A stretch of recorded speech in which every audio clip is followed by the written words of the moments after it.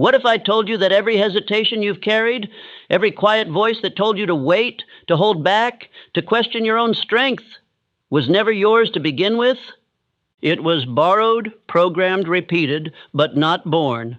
Because you, my friend, you were not made to question yourself. You were made to build, you were made to rise, you were made to win. Not eventually, not someday, not when everything lines up perfectly, but now. And if you stay with me, not halfway, not half listening, but fully, if you breathe these words, speak them aloud, and return to them daily, then something will begin to shift, not in theory, not in imagination, in identity. Because what I'm about to give you is not a motivational talk. It is a reprogramming, a full recalibration of the system that has quietly allowed doubt to lead your steps for far too long. And when it's over, when the last word has been spoken, you will no longer recognize the version of yourself that accepted smallness as fate. Because doubt, as I will show you, is a habit, and habits can be broken. But belief is a decision. Belief is the act of remembering who you were before the world taught you to shrink. And today we return to that man, the one who knew he was meant for more, the one who didn't wait for proof to take the first step, the one who acted as if victory was inevitable. And let me tell you something most men never hear. That man is still inside you, waiting, watching, wondering when you'll stop listening to the old voice and start moving like a builder again. So say it with me now. I was not made to doubt, I was made to win. Say it louder. I was not made to question, I was made to decide. Say it until your voice shakes off the dust of hesitation. I do not wait for courage, I move anyway. Because today, we are not here to play with belief. We are here to make it law. And once you've made a law of the mind, the body, the voice, the results, they follow. So stay with me from this first word to the last breath. And let's begin the process of burning doubt out of your identity for good. Let me be very clear, you were not born with doubt. No man is. Doubt is not a natural instinct. It is not hardwired into your soul. It is a condition, a disease of the environment, a mental parasite that grows only when fed. And the world, my friend, is full of feeders. You were born with curiosity, with hunger, with fire. No child comes into this world second-guessing himself. Look at any young boy. He does not wonder if he can walk. He tries. He does not ask if he has permission to explore. He moves. He falls and rises, screams and reaches, not because he's certain, but because he hasn't learned to fear yet. Doubt is not natural. It is taught. It is modeled. It is repeated. And by the time you are grown, you've been told, directly or indirectly, that your power is dangerous, that your fire must be tamed, that dreaming is for others, not for you. But here is the good news. If doubt was learned, belief can be built. And that building begins with remembering the truth of who you are before the world shaped you. It begins with one small act of rebellion, rejecting the idea that you must be hesitant just because others around you were. Let me show you how this worked in the lives of the men I studied. Henry Ford, for example, was not a man born into advantage. He had no prestigious schooling, no wealthy lineage, and yet he refused to learn doubt. When the world told him his vision for an affordable automobile was madness, he responded with action. His own engineers, men with greater education, told him it was impossible to build an 8-cylinder engine in a single block. And what did he say? Produce it anyway. Not once, not twice, but every time they returned with failure, Ford said the same words, produce it anyway. That's not genius. That's not luck. That's belief. A belief so firm, so final, that it didn't flinch in the face of impossibility. Ford had trained his mind to obey his vision, not his environment. He had unlearned doubt and replaced it with decision. And that decision became law, not just for him, but for the industry he led. Or consider Thomas Edison, who failed, not once, not 10 times, but over 10,000 times in pursuit of the electric light. 10,000 failures, 10,000 moments where doubt could have taken the throne. But Edison didn't entertain doubt because he had built something stronger, identity. He didn't say, maybe I can. He said, I am the man who will. And that identity became armor. Every time a test failed, he didn't internalize it. He moved forward because his belief wasn't rooted in evidence. It was rooted in repetition. He had told himself again and again that this would work, that he would work, that something would work. And so it did. Understand this. Belief is not a feeling. It's not something you stumble into. It's not something that floats down from the heavens when you meditate long enough.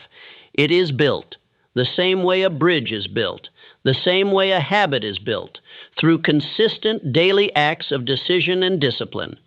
You choose belief even when you don't feel it.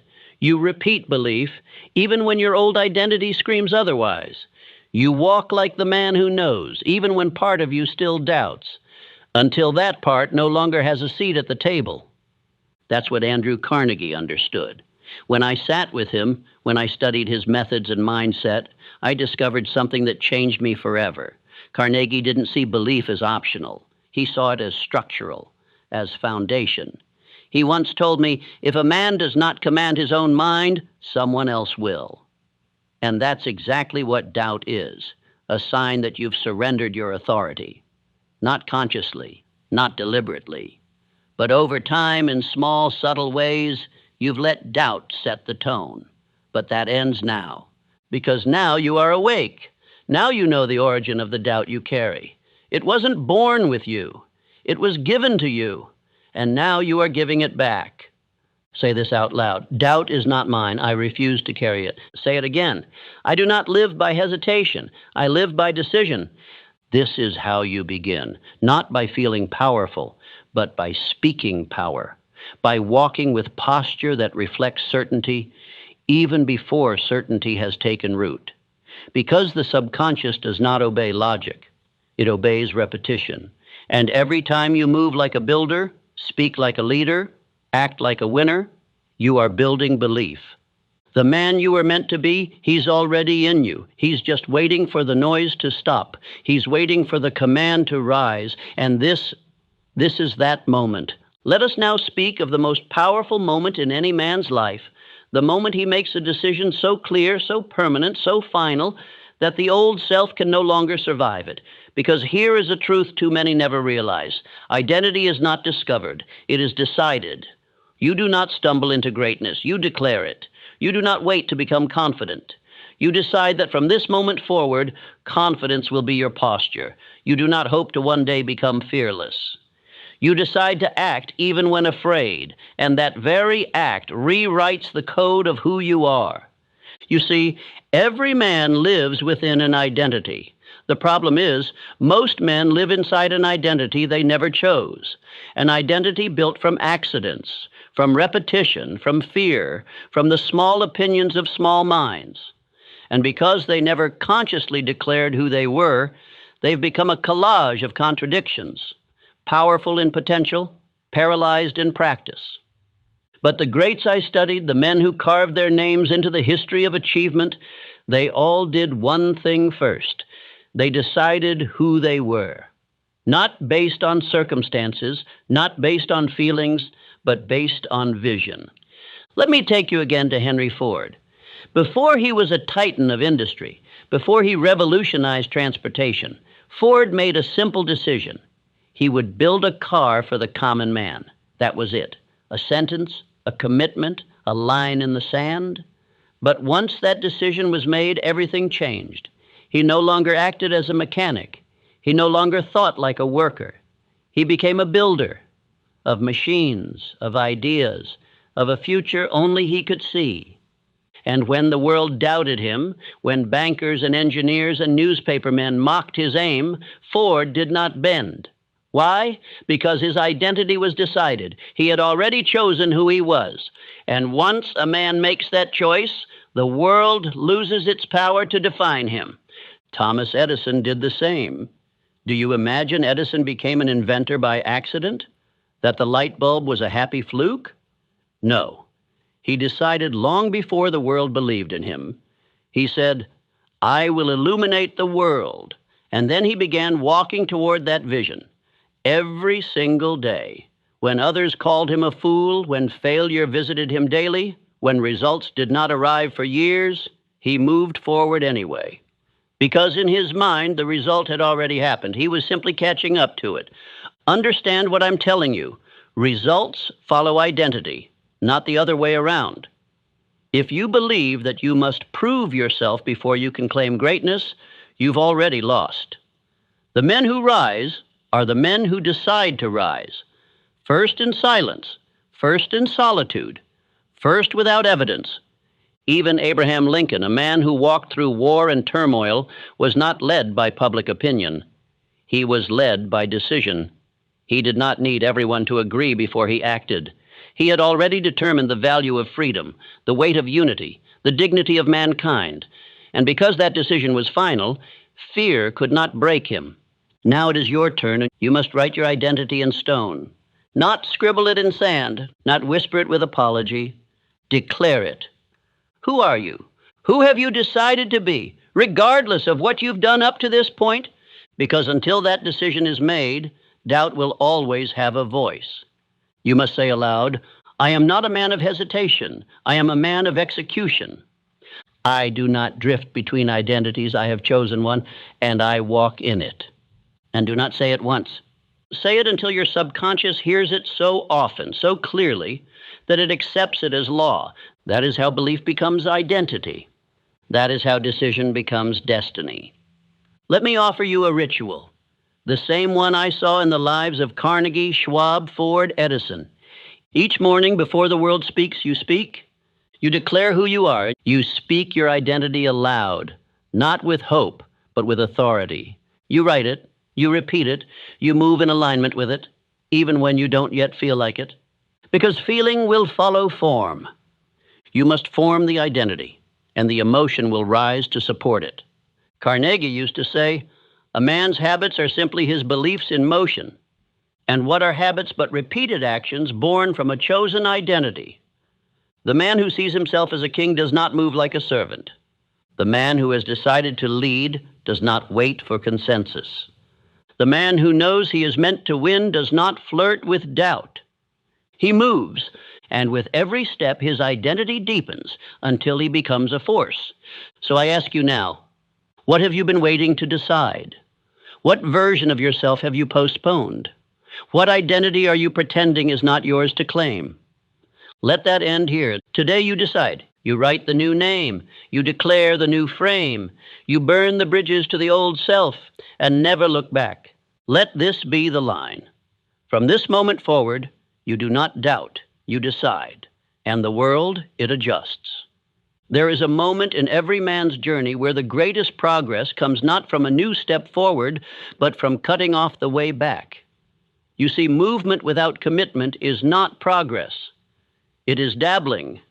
It is dipping a toe into destiny while keeping one foot anchored in doubt.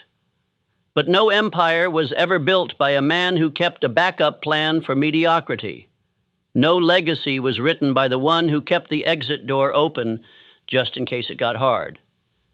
The men I studied, Carnegie, Edison, Ford, Lincoln, they all understood a simple, sobering truth.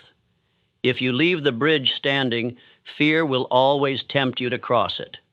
The phrase "burn the boats" has become cliché, but it was not cliché for those who lived it. Let me take you to a true story. Hernán Cortés, the Spanish conquistador, landed on the shores of Mexico in 1519 with a handful of men to face an empire that vastly outnumbered him. And what did he do upon arrival?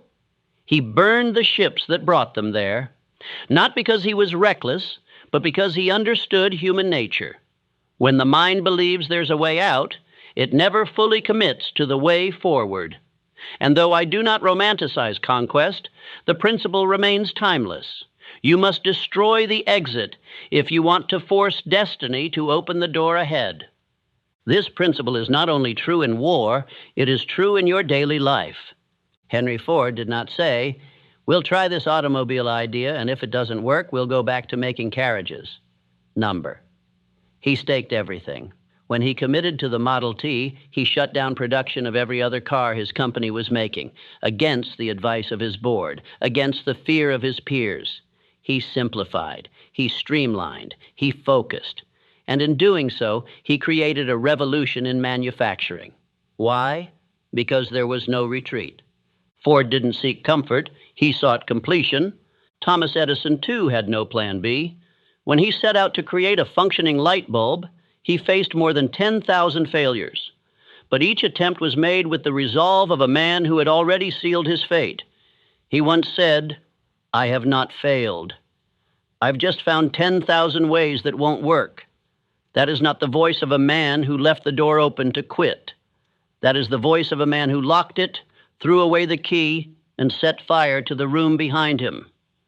Andrew Carnegie, as a young immigrant with nothing but a job in a telegraph office and a mind full of ambition, decided early that poverty would not have the final word. He did not pursue wealth as a wish. He pursued it as a necessity, not for greed, but for impact. He devoted himself to mastery of industry, management, communication. When he committed to steal, he committed with everything. He was not dabbling. And because of that, he rose. What is your retreat? Be honest. Is it the job you keep as a safety net even though it dulls your soul? Is it the voice you silence because you fear what others will say? Is it the plan you never start because you keep telling yourself you'll do it when the timing is better? These are not strategies. These are shelters for fear. And as long as they exist, you will never walk with full power. You cannot act like you were meant to win if your energy is split between building and retreating. You must commit fully. And you must prove that commitment by eliminating the exits. It's easy to say, "I'm all in." It's another thing to remove every other option. That's what the greats did. Abraham Lincoln did not entertain compromise when it came to preserving the Union. He knew the risks. He knew the cost. He knew that war would scar the nation. But he also knew that preserving the soul of America required conviction without loopholes. And so with ink and blood, he wrote his stand into history. You must now do the same metaphorically and mentally. Burn the retreat. Let fear scream. Let doubt panic. Let the old self cry out in protest, but do not go back. Delete the maybe. Delete the someday. Delete the "if this doesn't work, I'll..." Those phrases are permission slips for failure. If you were meant to win, and I believe you were, then act like it by removing every option except victory. Even when it's slow, even when it's lonely, even when no one claps, especially then. Because once you make the decision and seal it with action, something shifts. Your mind stops negotiating, your energy stops scattering, your spirit sharpens, and the world starts to bend. Say it aloud. There is no retreat. I have made my decision, and the door behind me is gone. I move with finality. I act without escape. These words must not be spoken once. They must be repeated daily until your body forgets what it felt like to doubt. This is not about drama. It's about discipline. Burning the bridge is not loud. It's not showy. It's the quiet decision you make before dawn that today again you will not run. And if you hold that line long enough, something incredible happens. Fear stops talking because it knows you're not listening anymore. There is a voice in every man's mind that determines the quality of his life long before the world ever lays a finger on him. It is the voice that speaks when no one else is around. The one that whispers when the door closes, when the lights are off, when the results don't come, and when the crowd has gone quiet. That voice is not always kind, not always supportive, not always true, but it is always present. And if you do not train it, it will train you.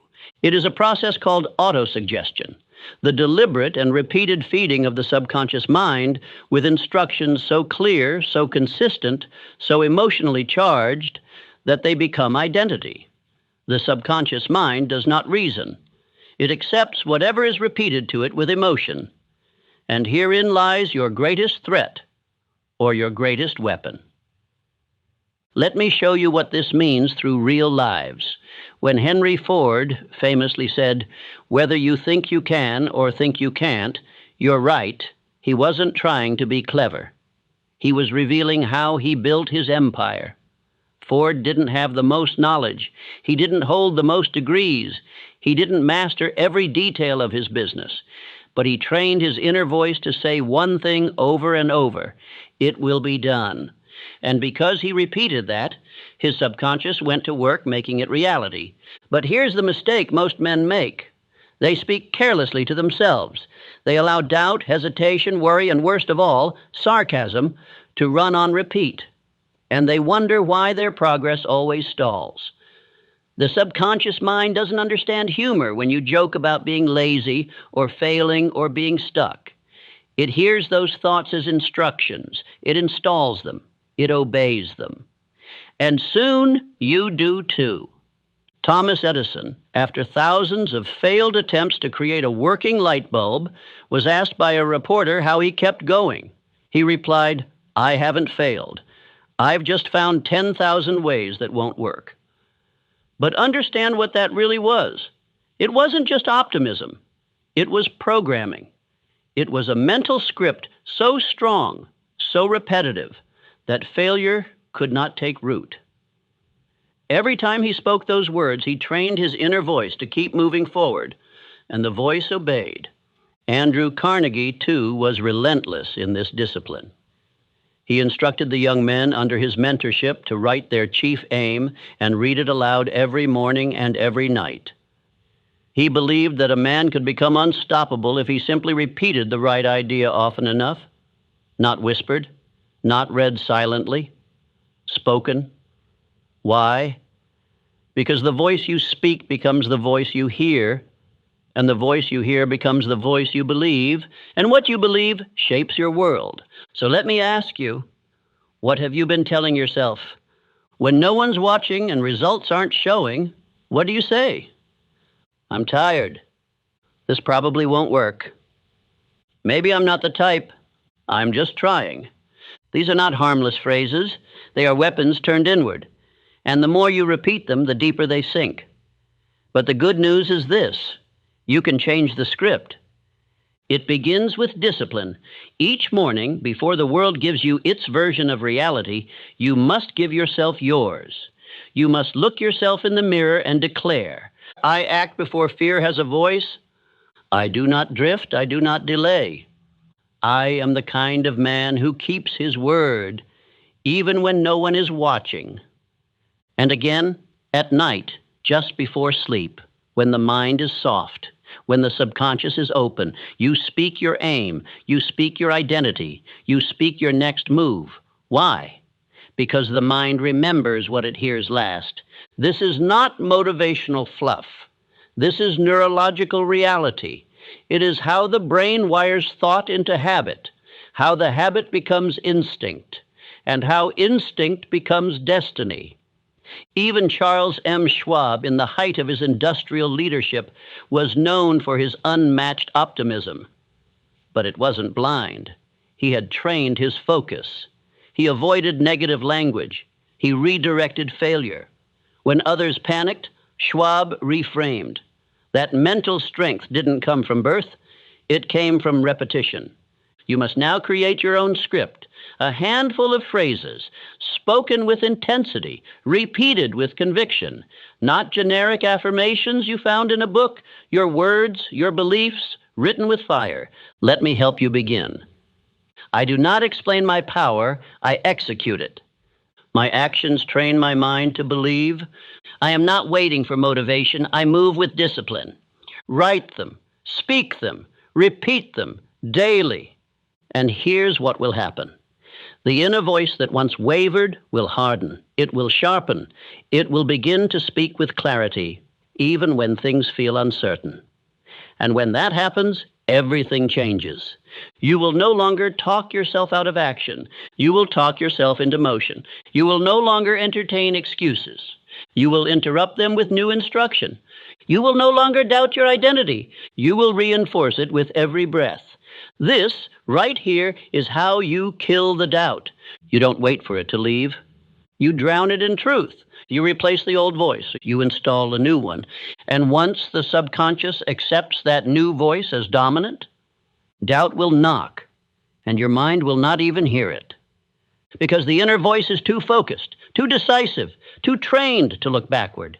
So I challenge you, make this speech your ritual, and not just once, but again, and again, and again. Because repetition is how we become. There comes a moment in every man's life where he must choose, will I follow how I feel, or will I follow what I've decided? Most men, without knowing it, live under the rule of emotion. They act when it feels good. They pause when it feels hard. They speak when they're confident. They hide when they're uncertain. And they wonder why their life never becomes what it was meant to be. But the builders, the producers, the titans of history, they lived by a different compass. They were not governed by moods, by opinion, or by fear disguised as logic. They moved by faith. They didn't wait to feel brave. They acted before courage arrived. They trusted what they decided more than what they felt. Let me explain this clearly. Faith is not some mystical energy floating in the ether. Faith is a mental attitude, a muscle, a discipline.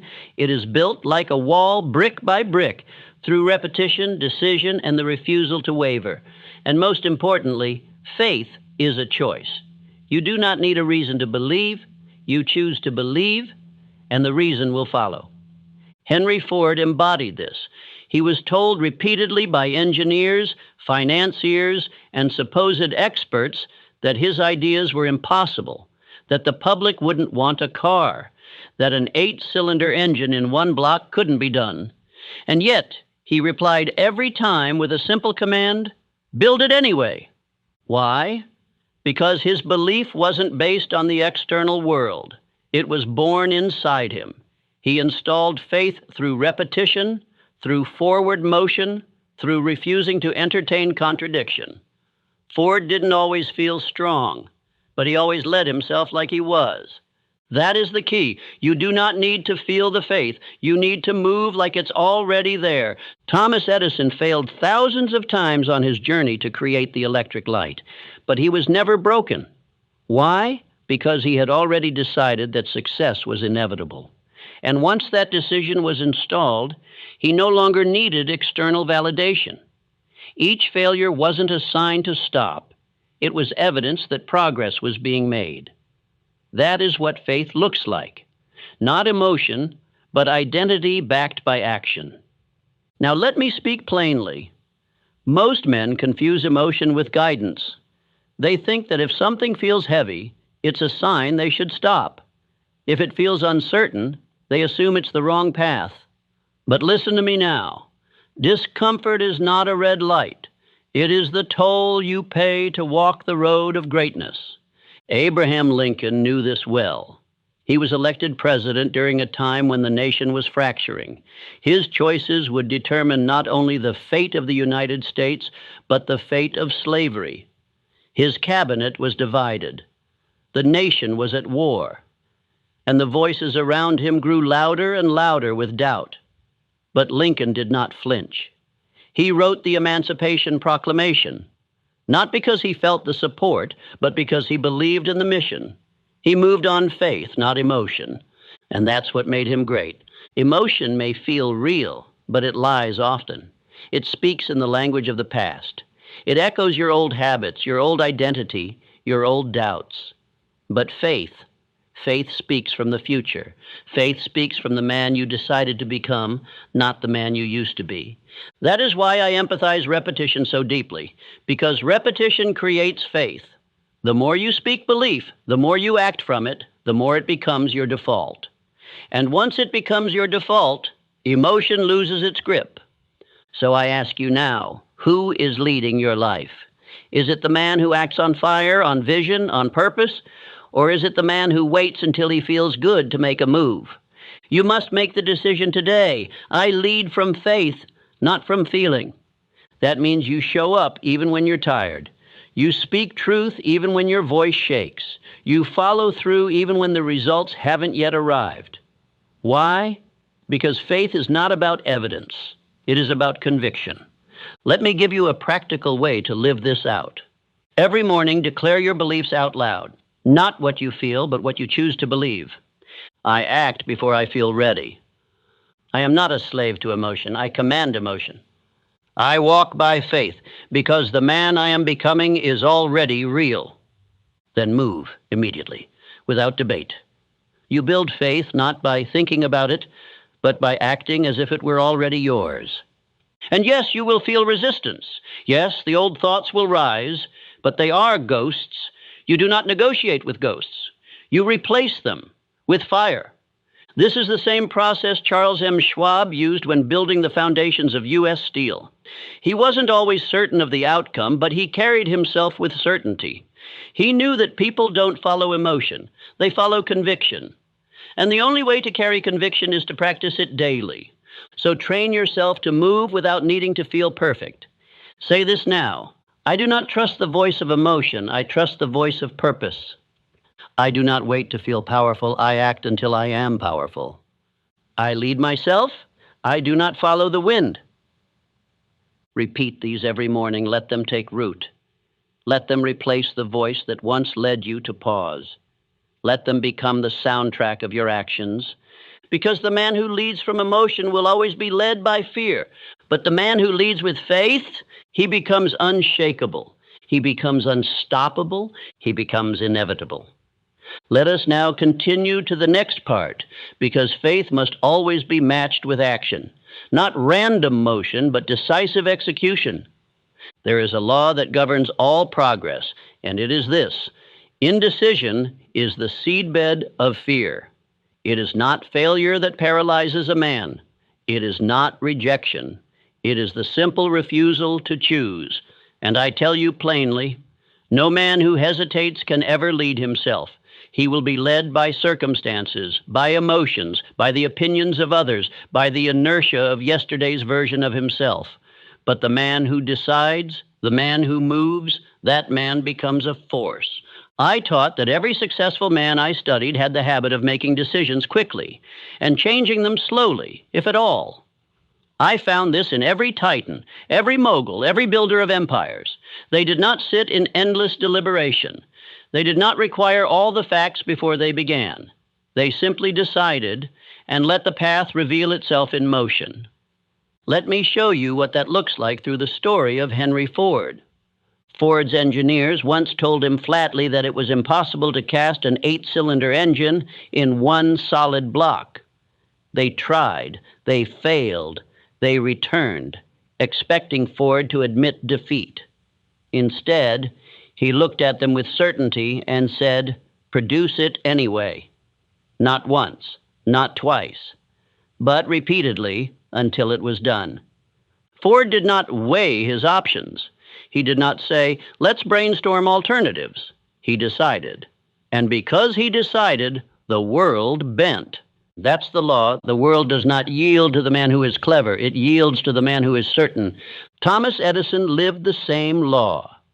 Imagine failing over 10,000 times at anything. Most men would have quit before 10. Most men would have doubted themselves. Most men would have asked for permission or waited for approval. But Edison had already decided, I will invent the light bulb. And because the decision was final, every failure was just another stepping stone. Not because Edison had superhuman endurance, but because he had eliminated the option to stop. You must do the same, and you must stop leaving back doors open. You must stop entertaining maybe. You must stop debating your own destiny. Decide, and once you do, move. Even if you don't know the full path, even if your voice shakes, even if your hands tremble, because clarity is not found in stillness. It is forged in movement. Charles M. Schwab, when he was chosen to lead U.S. Steel, was not the oldest or the most experienced, but he made decisions quickly. He moved decisively. When asked by Andrew Carnegie to take the reins of a massive industrial consolidation, Schwab didn't ask for time. He didn't form a committee. He said yes and figured out the details on the way. That's how momentum is built. You act, and the mind follows. You move, and fear loses its grip. You execute, and the subconscious begins to trust you. That's what most people never understand. Every time you hesitate, you tell your subconscious, I don't believe myself. But every time you act, even imperfectly, you reinforce the identity of a man who does what he says he will do. And soon, your body, your posture, your thoughts, your very presence begin to reflect that new identity. So I ask you now, what have you left undecided? What path have you delayed, waiting for more time, more clarity, more courage? And how much has that delay already cost you? Because indecision is not neutral. It is expensive. It robs you of time, of energy, of confidence, of opportunity. But you can shut the door on it right now. Say aloud, I do not wait. I do not hesitate. I do not consult fear. My decisions are final. My movement is immediate. My word is law. That is not bravado. That is identity. You do not try. You declare, you do not ask, what if? You say, this is the way. And when your mind resists, as it will, you do not argue. You move. Action is your answer. Every day you delay is another day fear grows stronger. But every day you decide and follow through, you become more powerful than hesitation itself. Let me give you a simple framework. Make your decision quickly, from a place of purpose, not emotion. Move immediately. Do something, anything, that confirms the decision. Refuse to reopen the decision unless new facts demand it, not new feelings. Reaffirm daily through repetition. I am a man who moves. I am a man who leads. I am a man who acts. That is how the mind is retrained. That is how confidence is installed. That is how fear is removed, not all at once, but in the daily habit of movement. Even Abraham Lincoln, in the darkest moments of the Civil War, acted. He did not have unanimous support. He did not have clear signs of victory. But he signed the Emancipation Proclamation because he had already decided that slavery must end and the Union must endure. And that's what gave him the strength to lead, not popularity and not consensus. Decision, final, immovable, sacred. And that same power is available to you now, but only if you're willing to shut the door on delay. Say it one more time. I decide quickly. I act without apology. I do not explain who I am. I demonstrate it. Now move. Pick the thing you've delayed. Make the call. Take the step. Close the loop. Because the man who moves first wins, and the man who wins is no longer afraid. Let us now go deeper into the next part. There comes a moment in every man's life when the voice of doubt must be silenced. Not debated, not reasoned with, not comforted, but killed. Not with softness, not with patience, but with the force of a man who has had enough. Because doubt is not something you manage. It is something you starve. And you starve it with faith, with repetition, and with a fire so hot it burns the old version of yourself to ash. Understand this first. Doubt is not truth. It is habit. A reflex you've rehearsed so often, you began mistaking it for wisdom. But it was never your guide. It was never your protection. It was just fear, dressed up in more intelligent clothing. And if you don't name it for what it is, you'll keep calling it being realistic, thinking ahead, or protecting yourself, when what you're really doing is betraying the man you were born to be. You must decide now. Doubt dies here, not tomorrow, not gradually. Now, let me show you how the great ones did it. Abraham Lincoln, the man who held together a torn nation, did not live without fear. He was ridiculed, hated, attacked. He buried his own child during his presidency. He led in chaos, and yet he chose belief every single day. He repeated his purpose in silence. He wrote letters he never sent. He walked alone. But in those moments of solitude, he reaffirmed his mission, not with certainty in outcome, but with certainty in identity, that he was the man to carry this burden, that he must be. Andrew Carnegie, born into nothing, stood in a world run by titans, by giants. He had no pedigree, no special connections. But he carried one advantage, definiteness of purpose, and with it he drowned doubt in repetition. He wrote and spoke his chief aim daily, until the thought of failure simply didn't belong in his mental atmosphere anymore. That's not arrogance. That's mental discipline. That's how a boy from a telegraph office became the richest man in the world. Henry Ford faced endless waves of opposition, from the press, from engineers, from the government. But none of their doubt ever entered his system. Why? Because his internal repetition was louder than their external noise. He told himself what was possible over and over again, until that belief hardened into steel. And that steel built empires. You are not different. The only thing separating you from those men is what you allow to repeat inside your own mind. And I say again, doubt is not real. It is a shadow, a recording, a loop playing on repeat in a man who forgot to change the track. So you must now overwrite it.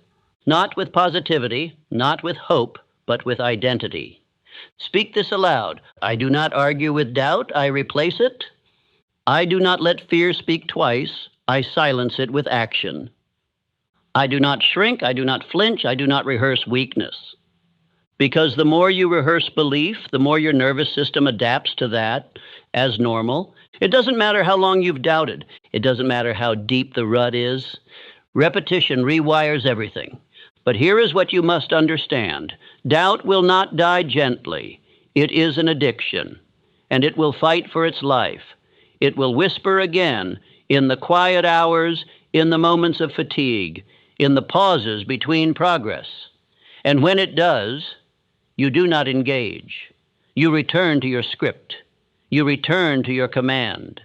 You return to the truth you are now installing. I do not live in hesitation. I move in fire. My belief is louder than my fear. My repetition is my shield. My identity is my weapon. Let this next line burn into your chest. You are no longer allowed to be the man who doubts. He is gone, buried. We do not negotiate with his voice. We do not make room for his excuses. We do not check in on him when times get hard. He had his turn, and he wasted it. Now it's your turn. And the man you've chosen to become, he walks differently. He doesn't need to feel ready. He moves because he said he would. He doesn't need to see the full plan. He trusts the law of motion. And he doesn't fear failure because his identity is rooted in action, not outcome. So say it with finality now. I do not need more time. I need more fire. I do not entertain doubt. I enforce belief. I do not delay. I dominate. Let your new identity be sealed through repetition, through daily decision, through the refusal to let the old voice breathe. This is your moment, not just to hear this speech, but to repeat it, until it becomes your default, until your subconscious no longer recognizes the old you, until doubt doesn't know where to find you anymore. Because the man who wins, he doesn't need 1,000 answers, and he just needs to know who he is and walk like it's already done. So walk and don't look back. The man you used to be, he's not coming with you. Let him die in silence, and let the man of fire rise in his place. Let us end here, not with applause, but with command. Success isn't a leap, it's a rhythm. And if you want to reach it, it starts with what you choose to do every single day. In a few moments, you'll learn the 10 habits shared by all successful people. These habits shape their daily lives because if you want their results, you must mirror their actions. Definiteness of purpose. Every towering success in life begins with a single powerful force, a clear and definite purpose. Great minds are not driven by chance, nor do they drift in the currents of uncertainty. Instead, they are guided by an inner compass, pointing unwaveringly toward a vision so clear, so vivid, that it becomes almost tangible. This vision is not a fleeting dream or a vague desire. It is a definite aim, carved in the stone of one's consciousness and pursued with relentless devotion. Alexander Graham Bell, the inventor who reshaped human communication. His life was a living testament to focused intention. Mr. Bell did not dabble in multiple pursuits. He poured his energy, thought, and spirit into one singular objective, the invention of the telephone. His success was not an accident. It was the natural outcome of deliberate purpose pursued with unwavering persistence. Mr. Bell's clarity of vision allowed him to overcome countless technical challenges and societal doubts, ultimately changing the course of human interaction forever. Success in its purest form belongs to those who decide early what they truly want from life. They do not wait for inspiration to strike. They do not chase every new opportunity that flashes before them. They make a decision, a firm, unwavering decision to pursue one central aim. And from that moment on, everything else becomes secondary. Their thoughts, habits, and daily efforts revolve around this core desire. Their lives become organized, streamlined, and harmonized by the magnetic pull of a defined goal. To achieve anything worthwhile, one must first fix the mind upon the object of desire. A wandering mind, like a ship without a rudder, may move, but it will never arrive. Direction is the secret, and direction begins with clarity. When your purpose is clear, your efforts gather strength. Your energy becomes concentrated. Your time becomes more valuable. You eliminate distractions not through force, but through focus. Every action becomes a deliberate step forward, rather than a random movement sideways. The moment you define what you wish to achieve, the universe begins to reorient itself around your intention. You awaken parts of your mind previously dormant. You begin to notice opportunities invisible to the distracted eye. You summon a level of persistence and resilience that surprises even you. This is not magic. It is the predictable consequence of a definite chief aim pursued with sincerity and intensity. So today, let your first task be this. Decide what you truly want. Not what others expect from you, not what seems easiest or most popular, but what ignites your soul. Write it down. Visualize it so clearly that you can describe it in detail. Picture it in the morning, revisit it at night, and speak of it only to those who support your growth. Then dedicate yourself wholly. Let your days be shaped by that vision. Let your habits, your thoughts, your associations, and your decisions all come under the scrutiny of this question. Does this move me closer to my purpose? Clarity of purpose is not merely a tool for achievement. It is the foundation of a meaningful life. Without it, we wander, waste, and wonder why we remain unfulfilled. But with it, we walk with certainty, act with courage, and attract the very conditions necessary for our success. Choose your aim, commit completely, and let no obstacle, no opinion, and no distraction divert you from the mission you were born to fulfill. The world steps aside for the one who knows where they are going. Be that person. Soft, discipline. All achievement begins with a single principle, self-discipline. It is the unwavering ability to control one's thoughts, emotions, and actions with consistency, day after day, regardless of how one feels. Without self-discipline, talent is wasted, vision remains unrealized, and potential stays dormant. It is the inner strength that turns dreams into reality, goals into accomplishments, and intentions into habits. Self-discipline is not about punishment or restriction. It is about choice, the consistent choice to act in alignment with your highest purpose, even when distractions and discomfort beckon. It is the force that carries you forward when motivation fades. Those who achieve greatness are not those who always feel inspired,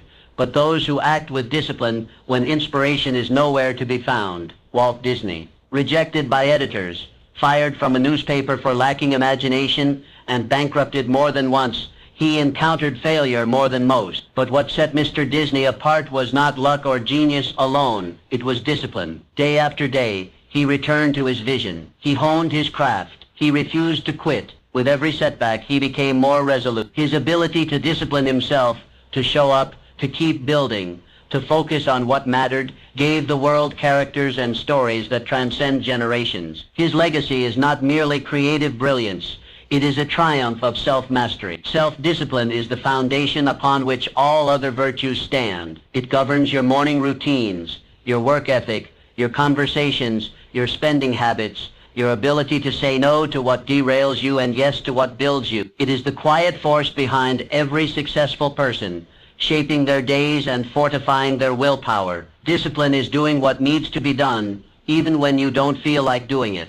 You may possess talent, you may have dreams, but without the discipline to nurture them, they will wither. Talent without discipline is like a seed never watered. It holds promise, but never bears fruit. Every great achievement you admire was built brick by brick, step by step, in the presence of this invisible force. Practice daily discipline in every area of your life. Train your mind to think constructively, not destructively. Discipline your habits, what you eat, how you speak, when you wake, how you work. Discipline your emotions. Learn to respond with wisdom, not react with impulse. Discipline your focus, eliminate distractions, and pour your energy into what truly matters. This practice is not glamorous. It is not always rewarding in the short term, but it builds something far more valuable than immediate pleasure, character. And character is the soil in which enduring success takes root. Life will throw obstacles in your path.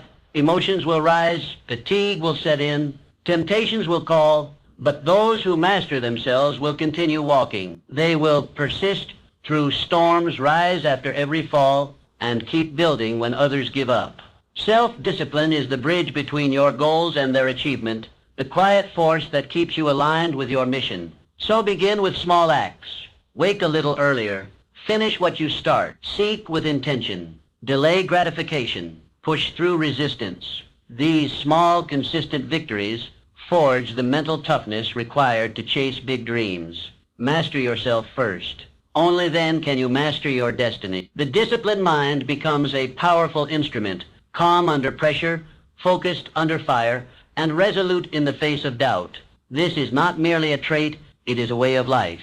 Decide today to live with self-discipline, for it is through this inner mastery that you will unlock your greatest potential and move steadily, unshakably, toward the life you are destined to create. Free. Mastermind Alliance. True greatness is never achieved in isolation. Behind every towering success story lies a network of minds, hearts, and hands moving in harmony. While determination and self-discipline are crucial, they are often not enough on their own. The most successful individuals understand that to rise to the heights of achievement, they must build powerful alliances, partnerships, rooted in mutual respect, complementary strengths, and a shared vision. The journey of Andrew Carnegie exemplifies this truth. Born into poverty, Carnegie rose to become one of the wealthiest and most influential industrialists in history. But his success was not the result of solitary effort. He surrounded himself with intelligent, capable individuals and empowered them to excel. He understood the value of teamwork and made it a foundation of his empire. Mr. Carnegie famously said that he owed all his success to his ability to attract and collaborate with people more knowledgeable than himself in specific areas. He did not fear sharing power. He embraced it as a way to multiply his impact. The principle is simple but profound. When minds meet in harmony, they create a force far greater than any one mind alone. A mastermind alliance is more than a group of people working together. It is a unification of purpose, a synchronization of ideas, and a deep commitment to mutual progress. When you align with others who share your values and ambitions, something powerful begins to happen. Your blind spots are covered. Your weaknesses are offset. Your vision expands through the collective wisdom of the group. To achieve this, one must first choose wisely. Do not build relationships merely based on convenience or familiarity. Surround yourself with people who challenge you, who inspire you to grow, who hold you accountable to your highest standards. Seek those who complement your strengths, not duplicate them. Diversity in thinking, background, and ability is not a weakness, it is an asset. Harmony does not require sameness. It requires shared purpose and mutual respect. The power of alliance is not just in business or grand enterprises. It applies to every part of life. Whether you are building a company, nurturing a family, pursuing a creative endeavor, or striving for personal growth, you will go farther, faster, and with greater joy when you walk with others who believe in your journey. Start by identifying those whose values align with yours. Engage in conversations that matter. Share your vision and listen deeply to theirs. Build trust through transparency and reliability. Let every interaction be an investment in mutual success. Over time, these relationships become a fertile ground where ideas flourish and ambitions take flight. Collaboration is not about dependence. It is about synergy. It is the conscious act of joining forces not because you lack strength, but because you recognize the exponential power of unity. Success is not a solo act. Even the most celebrated individuals stood on the shoulders of those who supported, challenged, and uplifted them. Create your own mastermind alliance. It doesn't need to be large, but it must be intentional. Meet regularly, share openly, plan strategically, support unconditionally, and most importantly, remain united in purpose. Remember, success shared is success magnified. In the presence of true collaboration, limitations are diminished, ideas are elevated, and action becomes more potent. Together, you can accomplish what no individual could do alone. Forge relationships that matter, build alliances with purpose, and walk the path to greatness, not alone, but in the company of those who elevate your journey. For in unity there is strength, and in strength there is the power to shape destinies, create legacies, and achieve greatness that endures. 4. Going the extra mile. Those who rise above the ordinary and carve a path of lasting success all possess one defining trait. They consistently go the extra mile. They do more than is expected, more than is required, more than what the average person is willing to do. It is this habit, this relentless commitment to exceeding expectations, that separates the extraordinary from the mediocre. Excellence is not a matter of chance. It is a matter of choice. It is a conscious decision to not merely meet a standard, but to surpass it with consistency and purpose. This principle holds true across all fields and disciplines. Babe Ruth, the legendary baseball player, he wasn't content with just showing up to practice or meeting the basic demands of his role. He practiced relentlessly, refining every aspect of his game with a level of dedication that far exceeded what was required. His greatness was not solely in his natural ability, but in his willingness to do more than others would. Going the extra mile is not about seeking praise or recognition. It is about building character. It is about showing the world, and more importantly yourself, that you are committed to excellence in everything you do. This mindset transforms ordinary actions into extraordinary achievements. When you take on a task, don't ask, what is the minimum I must do? Instead, ask, how can I exceed what is expected? Those who go above and beyond cultivate a powerful reputation. They become known as reliable, driven, and invaluable. Opportunities find them because excellence is magnetic. When you consistently exceed expectations, people trust you, admire you, and want to work with you. Success in any endeavor becomes not just possible, but inevitable. This principle applies to every area of life. In your career, take initiative before it's asked. Solve problems no one else notices. Deliver work not only on time, but ahead of schedule, and with better quality than anticipated. In your relationships, listen more deeply, care more fully, and give more generously. In your personal growth, study longer, practice harder, and commit more fully than anyone expects of you. The habit of going the extra mile is not always easy. It demands more time, more effort, and more resilience. It often means pushing through fatigue, resisting the comfort of average, and striving for better when no one is watching. But those who embrace this habit gain far more than they sacrifice. They experience the deep satisfaction of knowing they gave their best. They grow faster, achieve more, and command greater respect.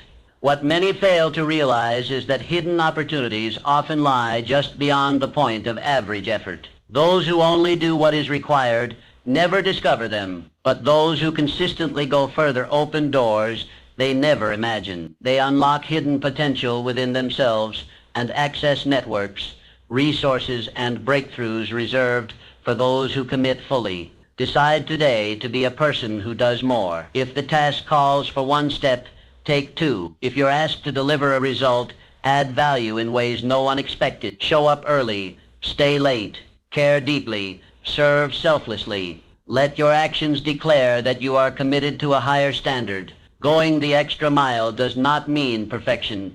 It means excellence through effort. It means being willing to do what others won't, so you can experience what others never will. It is the path to distinction, the road to respect, and the bridge to your greatest achievements. Do more than expected, consistently, passionately, and without hesitation. In that extra effort lies your greatest power and through it you will forge a reputation, a legacy, and a life marked by true greatness. 5. Controlled attention.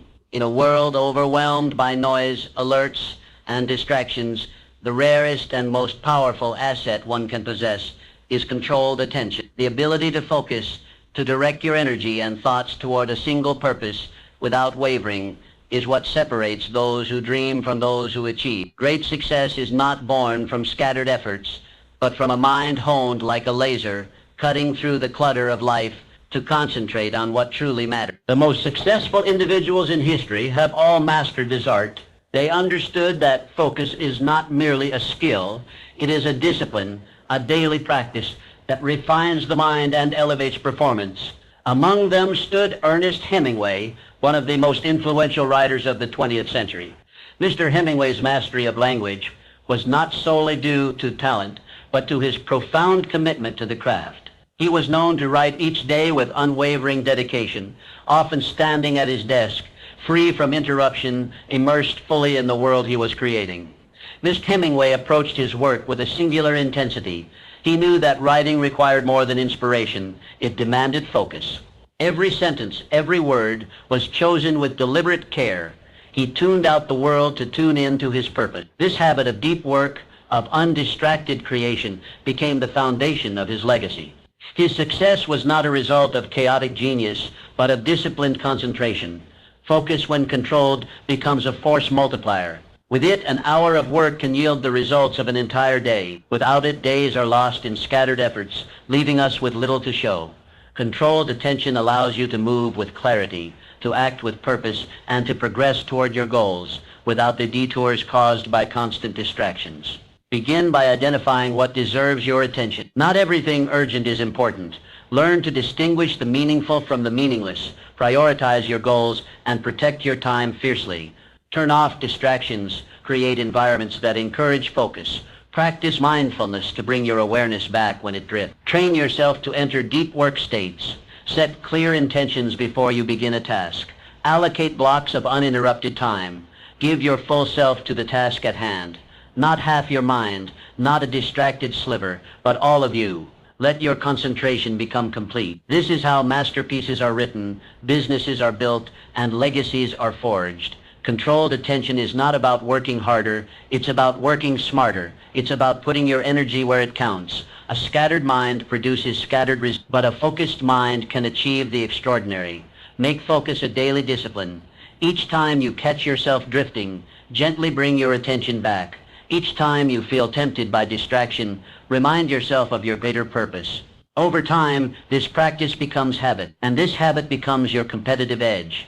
You don't need to do more. You need to be more present with what you choose to do. Controlled attention transforms ordinary effort into exceptional output. It is the silent force behind enduring success, the unseen engine that powers your productivity, creativity, and progress. Decide today to become a master of your attention. Guard it as you would your most valuable resource, because in the stillness of deep focus lies the potential to do your best work, to fulfill your highest calling, and to achieve the greatness you were meant for. 6. Personal initiative. Great achievers never wait for opportunities to come knocking. They are not passive observers of life, hoping that luck or circumstances will favor them. Instead, they seize control of their destiny by cultivating one of the most powerful habits known to humankind: personal initiative. The willingness to act without being told, to begin without assurance of success, and to pursue vision without hesitation is what sets extraordinary individuals apart from the rest. Personal initiative is the fire that transforms dreams into reality. It is the spark that ignites progress. While others wait for permission or the right time, those who embrace initiative move forward, carving paths where none existed. They understand that conditions will never be perfect, and opportunities are not found, they are made. Ray Kroc, the visionary who transformed McDonald's from a modest restaurant into one of the most iconic brands in the world. Mr. Kroc was not the founder of McDonald's, but he saw potential where others saw limitation. But he took the initiative to propose a grander vision, to take bold action, and to lead with conviction. He didn't wait to be invited. He acted decisively, reshaping the landscape of global business. His legacy is not simply about burgers and fries. It is about recognizing opportunity, and having the courage to pursue it without waiting for permission. This is the essence of personal initiative, acting boldly, thinking creatively, and committing fully to a cause without waiting for someone else to lead the way. It requires courage, self-trust, and a deep sense of responsibility. Those who lead themselves rarely need to be led by others. Too many people hold back, waiting for a perfect plan, ideal resources, or the right connections. But life rewards action, not hesitation. The truth is that initiative creates momentum, and momentum creates opportunity. Each bold step opens doors previously unseen. Each act of courage builds confidence and reveals new possibilities. When you take initiative, you are no longer a bystander in your own life. You become the architect of your future.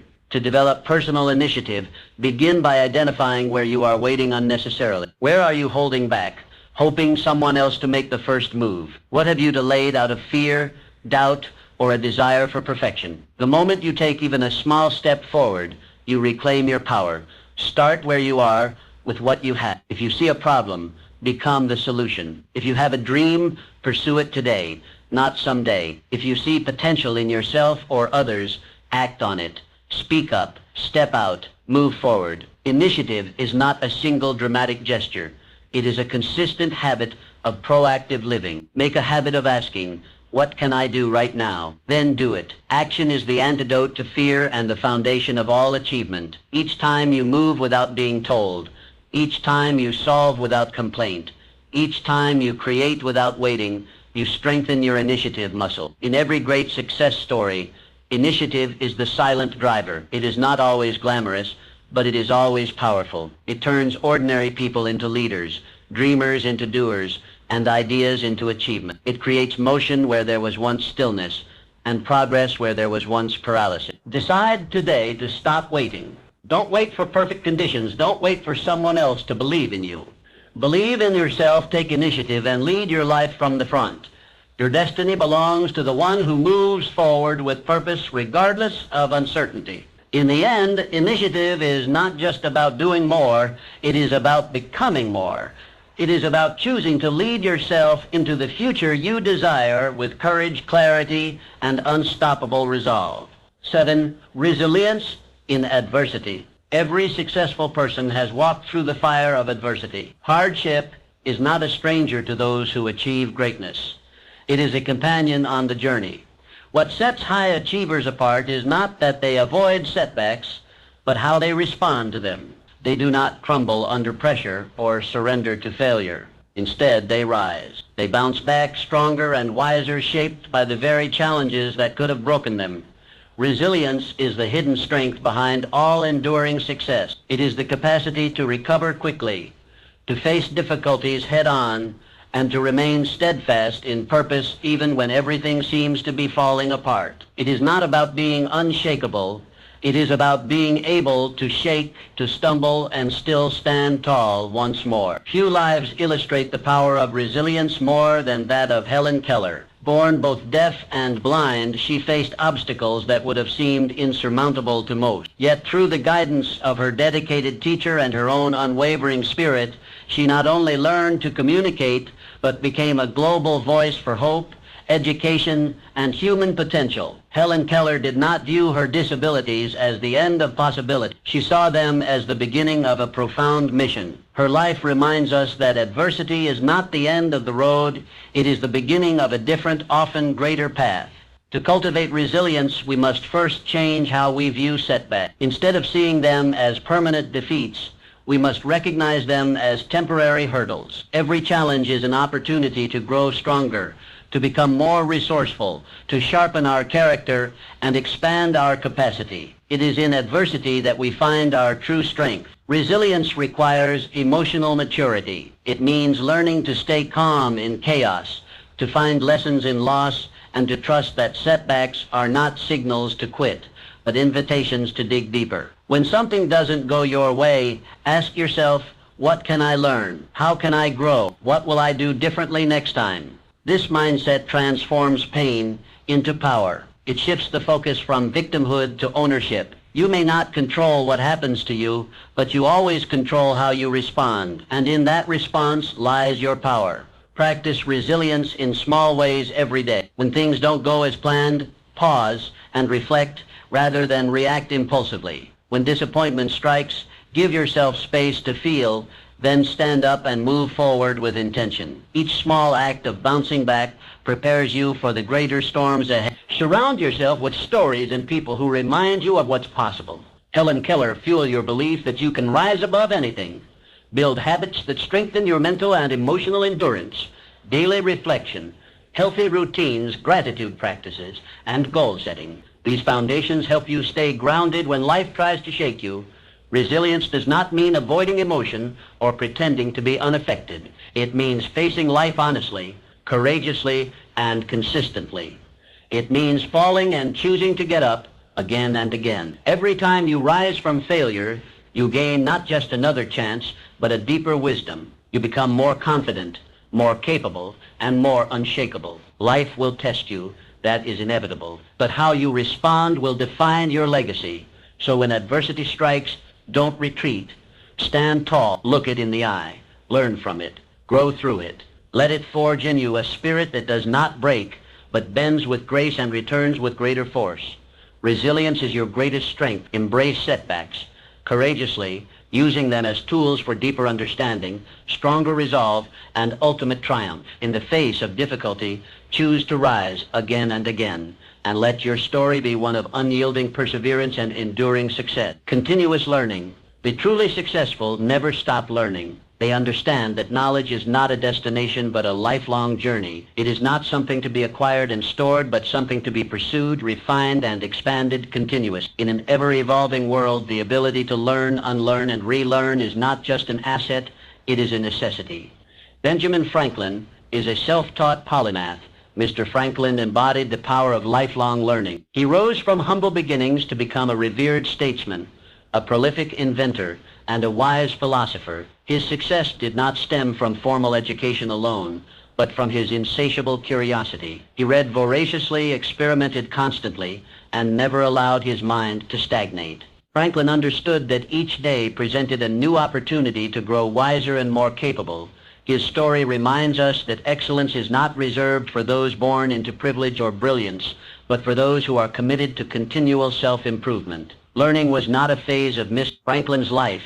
It was the core of it. And through his relentless pursuit of knowledge, he contributed innovations, insights, and institutions that still shape our world today. Commit yourself to the same principle. Become a student of life. Approach each day with a curious mind and an open heart. Read broadly, listen deeply, and question confidently. Seek out mentors, challenge assumptions, and never settle into the comfort of knowing enough. Lifelong learning keeps you agile and adaptable. In a world of rapid change, those who cling to outdated knowledge are left behind. But those who continue to evolve, who hunger for new understanding, remain at the forefront of progress. Learning fuels innovation. It equips you with the tools to adapt, to solve problems creatively, and to seize new opportunities. This pursuit is not limited to academic study. Learning is everywhere, in conversations, in failures, in reflection, in nature, and in everyday experience.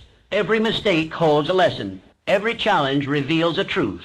Every success contains insights that can lead to even greater growth. To cultivate this habit, make learning a daily discipline. Dedicate time to read something valuable. Reflect on your experiences. Ask thoughtful questions.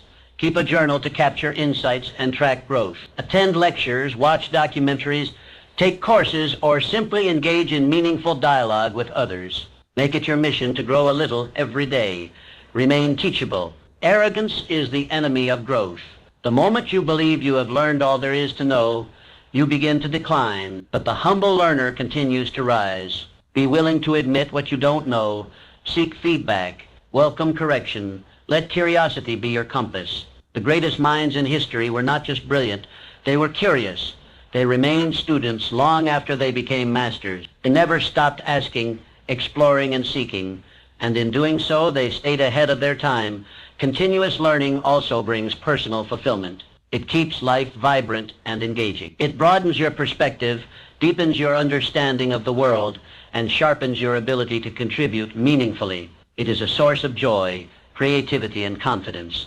So embrace the identity of a lifelong learner. Let each book, conversation, and experience be a stepping stone on your path to mastery. Like Benjamin Franklin, use your curiosity as a compass guiding you through new realms of thought and possibility. The mind, once stretched by a new idea, never returns to its original size. Each insight gained becomes part of your foundation for success. Keep stretching, keep growing, keep learning, for in the pursuit of knowledge lies the key to not only lasting achievement, but a life rich with purpose, possibility, and continuous transformation. Gratitude and humility. Gratitude and humility are the quiet forces that uphold all lasting success. While ambition and action may lead you to great heights, it is gratitude and humility that keep you grounded, focused, and connected to what truly matters. These two virtues are not signs of weakness or submission. They are signs of maturity, strength, and wisdom. In the rush to achieve, it is easy to forget the role others have played in your journey. The mentors who guided you, the opportunities that opened when you least expected, the challenges that sharpened your character, none of these came from you alone. Acknowledging them through gratitude keeps your heart open and your spirit aligned with truth. Albert Schweitzer, the renowned physician, theologian, and humanitarian, embodied these virtues throughout his life. Despite his extraordinary accomplishments and accolades, Mr. Schweitzer remained humble and deeply grateful for the privilege to serve others. He chose a life of simplicity and service, founding a hospital in Africa and dedicating his talents to improving the lives of those in need. He did not boast about his achievements. Instead, he recognized the sacred responsibility that came with them. Through his gratitude and humility, Schweitzer became not only respected but beloved. Gratitude is the practice of recognizing and appreciating the good in your life. It shifts your focus from what is lacking to what is present. It turns ordinary moments into treasures and setbacks into stepping stones. When you express gratitude to people, to circumstances, to life itself, you attract more of what you value. Gratitude invites abundance because it acknowledges abundance. Practice genuine gratitude daily. Take a moment each morning or evening to reflect on what you are thankful for. It could be a lesson learned, a kind word received, or simply the chance to try again. Say thank you more often. Express appreciation to those around you. Gratitude not only uplifts others, it elevates your own perspective. Humility, on the other hand, is the recognition that no matter how much you know, there is always more to learn. No matter how far you've come, there is still further to grow. Humility keeps your ego in check and your mind open. It fosters collaboration, encourages feedback, and sustains lifelong learning. The humble person is not self-deprecating, but self-aware. They do not pretend to have all the answers. Instead, they remain curious, teachable, and receptive. Humility allows you to lead without arrogance and achieve without losing yourself in the process. Victory often tests character more than failure. In moments of success, pride can tempt you to believe you did it all alone. But humility reminds you that every win is shared with mentors, teammates, family, and even the invisible hand of timing and grace. Staying humble in victory honors your journey. It honors those who helped you, and it prepares you to handle even greater responsibility with grace. In defeat, humility is equally powerful. It prevents bitterness and defensiveness. It allows you to accept mistakes, extract wisdom, and grow stronger. When paired with gratitude, even loss becomes valuable. You become resilient, not just because you bounce back, but because you carry forward the lessons with grace. Gratitude and humility are not seasonal attitudes. They are daily disciplines. They are choices you make in how you think, how you speak, and how you treat others. These virtues cultivate joy, deepen relationships, and build a character capable of sustaining true success. Embrace these qualities fully. Let gratitude be the lens through which you see the world, and let humility be the posture with which you walk through it. Together they transform achievement into fulfillment and ambition into purpose. For in the end, it is not just what you accomplish that defines your legacy, but who you become in the process. Gratitude and humility will ensure that who you become is someone worthy of both success and significance. 10. Positive mental attitude. Attitude shapes reality. It is the lens through which we interpret our experiences, face our challenges, and approach our goals. The truly successful understand that life is not solely about what happens to us, but how we choose to respond. And at the heart of every enduring achievement is one common denominator: a positive mental attitude. A positive mental attitude does not ignore difficulties. It doesn't pretend that setbacks don't exist. Rather, it is the unshakable belief that challenges can be overcome, that every problem contains a solution, and that success is always possible for the one who believes and persists. Muhammad Ali, one of the greatest athletes and cultural icons of all time, exemplified the immense power of this principle. Long before the world crowned him champion, Mr. Ali declared, "I am the greatest." These words were not arrogance, they were affirmation. Ali believed in his success so deeply, so consistently, that the world eventually caught up to his vision. He faced criticism, resistance, and seemingly impossible odds. But he never let negativity find a permanent place in his mind. His positive mental attitude became his armor, his fuel, and his compass. That same energy is available to each of us. The mind is fertile soil, and what you plant will grow. When you plant seeds of positivity, thoughts of confidence, hope, resilience, and determination, you cultivate a mindset that is ready for greatness. But if you allow doubt, fear, or negativity to take root, they will choke your progress and poison your vision. Negativity breeds failure. It clouds judgment, narrows perception, and drains energy. But positivity opens doors. It expands your awareness, fuels creativity, and attracts opportunity. When you focus your thoughts on solutions rather than problems, on growth rather than defeat, you begin to shift not only your attitude, but also your outcomes. Your attitude determines your altitude. No matter how skilled or talented you may be, without the right mindset, success will always remain just out of reach. But with a positive attitude, even average ability can achieve extraordinary things. Begin cultivating this habit by becoming aware of your inner dialogue. Listen to the thoughts you entertain. Are they building you up or tearing you down? Replace every negative thought with a positive affirmation of your potential.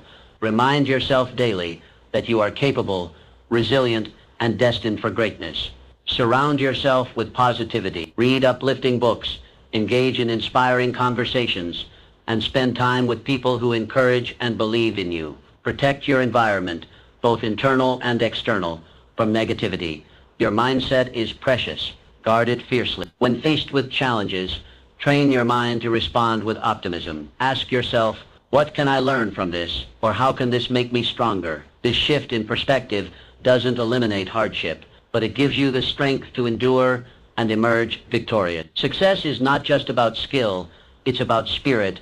It's about facing the world each day with the courage to believe in what is possible. A positive mental attitude fuels persistence, invites opportunity, and makes the impossible seem inevitable. Embrace this truth.